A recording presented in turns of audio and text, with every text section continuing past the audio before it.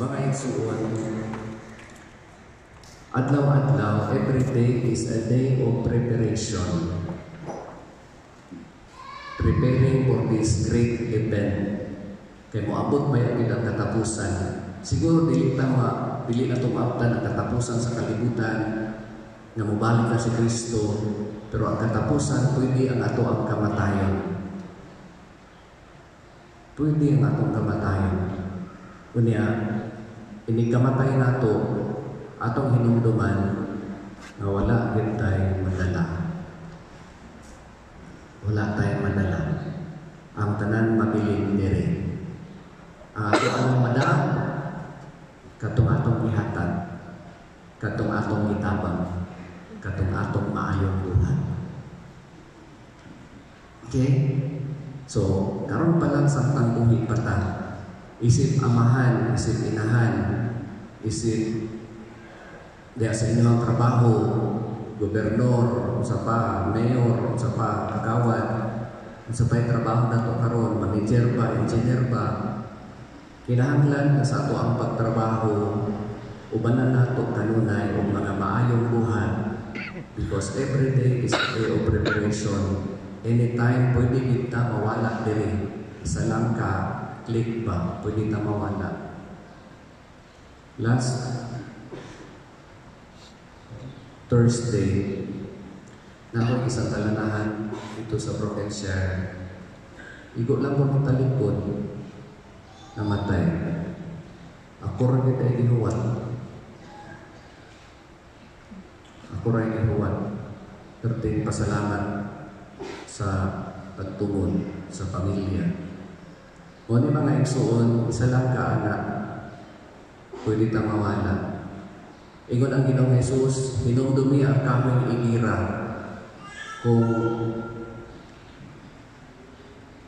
manalingsing na kini, doon na ang ting-init. Pwede po nato na nasabton na kung masakit na ta, doon na. Muna na, pangandaman nato ni, o ang pinakanindot na pag-andam sa kinabuhi, kung gusto na butabok sa kinabuhi dayon, ang atong pagtuo uban sa ato ang mga maayong buhay. Himuon na ito ni nga favorite verse in the Bible, James chapter 2 verse 17. Faith is dead without good works. Ikatulo, bisa. Kung sa manang bisa, pwede man ka makalupad na kay ticket, pwede ka makalakaw kay passport, pero dili ka kasulod kung wala kay visa. Kung ka Amerika, di ka kasulod kung wala kay visa.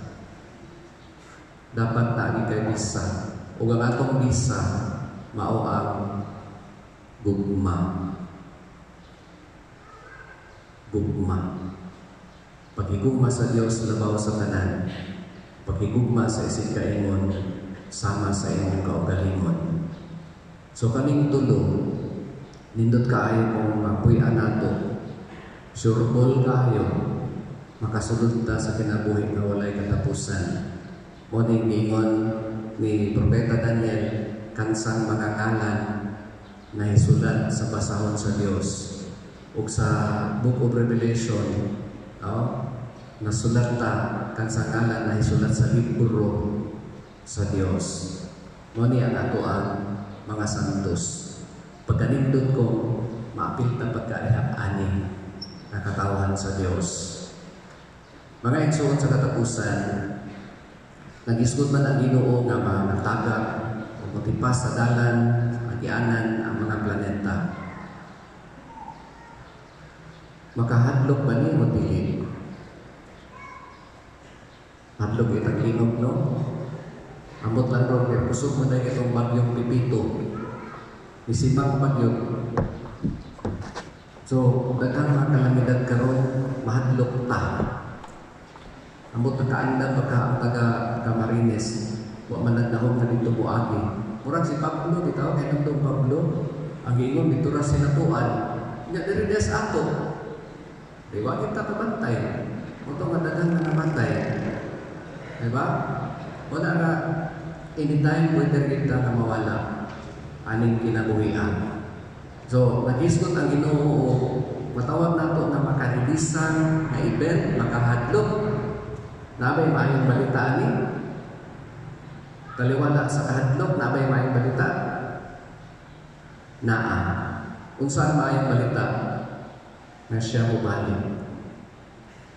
The good news is, Christ will return. Christ is coming. Mao ni ang maayong balita. Ang makahadlok, kung di siya mabalik.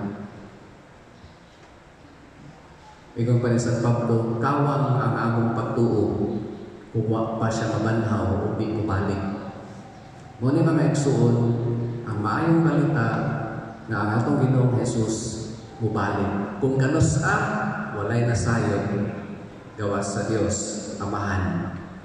Na mga tao na anak na ami, si Ellen White, ang si Batista, anak na. Si Cleo, anak na, matapos ang kalibutan. Moto nga, ibaligyan na inyo, amo itong nag-analyze sila. Ibaligyan ang mga kaptangan, nagipalit po ni Cleo, wali ang barato. Di, dinatok sa mo si Cleo. O matapos ang kalibutan, ano, palit naman siya. Pero tingin-ilaran nila. Diba? O matapos ang kalibutan, wala na. Bili na yung paliton. Palit niya ang barato. Bisan si Tibuloy, anak na. Year 2000, ano ito, matapos ang kalibutan, sa natarong 2024. Mo na yung mga mini na propeta. Ningon na daan ang Ginoong Jesus nga, nainter mga anghel, bisan nga niya ang anak, ang amahan lamang ang nasayon. Dili importante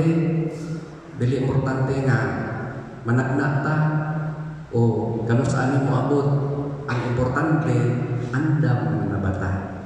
Kaya anytime mo abot ni kung andam ka, watay ka balatan o kahadlukan. Kung ang tao na naay paglantaw sa umaabot, kanunay nga andam.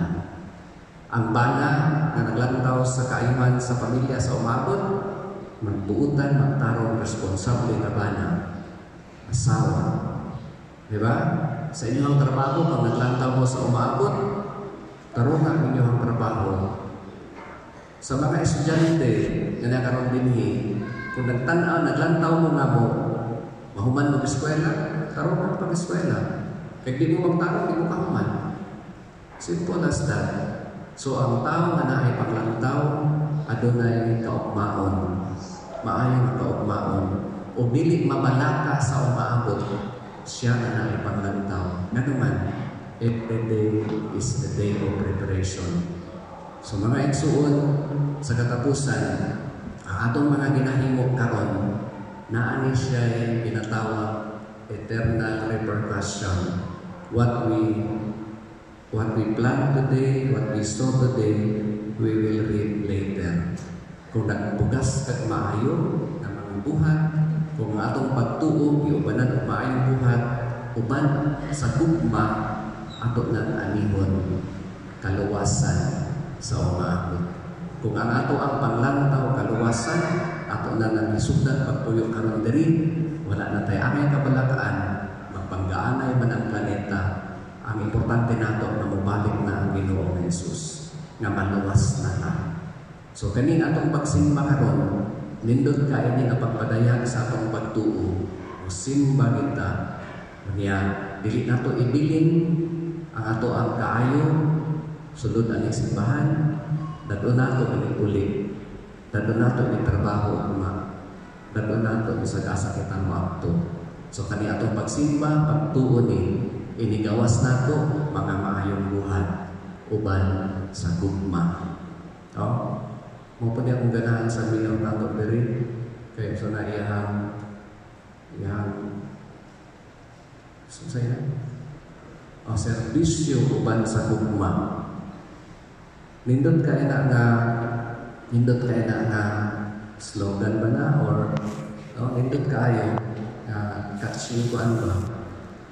Serbisyo uban sa gugma, maayong buhat uban sa gugma, pagtuo maayong buhat uban sa gugma equals